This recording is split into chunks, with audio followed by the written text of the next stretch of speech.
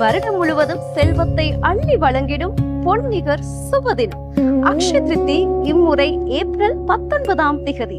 மலரும் அதே நேரத்தில் அன்றைய தினத்தை ஒட்டி உங்களது அனைத்து தங்க நகை முன்பதிவுகளுக்காக இன்று முதல் பழமுத்து முத்துக்கருப்பன் செட்டியாரிடமிருந்து லக்ஷ்மி தேவியின் ஆசீர்வாதம் அடங்கிய பெருமதிமிக்க தங்க பரிசு இலவசம்.